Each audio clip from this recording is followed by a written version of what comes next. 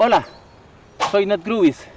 El día de hoy me encuentro en el peligroso bosque de Jovín, en Ucrania, aunque la verdad, esto aquí no se ve tan peligroso. Creo que sobrevivir aquí no va a ser tan complicado, ¿no? Llevo más de un mes sin comer, sin dormir, sin tomar agua. En una situación como esta es súper importante mantenerse enfocado para no perder la cordura. Estar mentalmente muy fuerte es súper importante. Por cierto, él es Toby, mi nuevo amigo. Saluda, Toby. Saluda. Saluda. Que salude, Toby. Salude. Que salude. Salude. Me encuentro totalmente solo, ya que mi amigo Toby, no sé cómo, de una manera muy extraña, se resbaló y pegó la cabeza en una piedra. Juro que fue totalmente accidental. Lo juro, fue totalmente accidental, sí.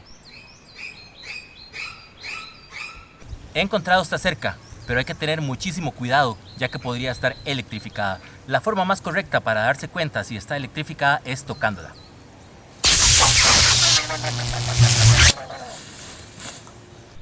Efectivamente, la cerca estaba electrificada.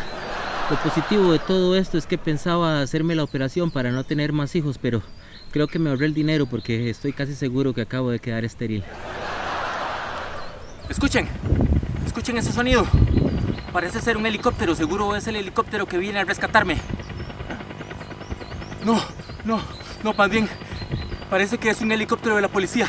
Seguro me andan buscando porque no he podido pagar la pensión. Nos vemos el próximo episodio antes de que me agarre la policía. ¡Hasta luego!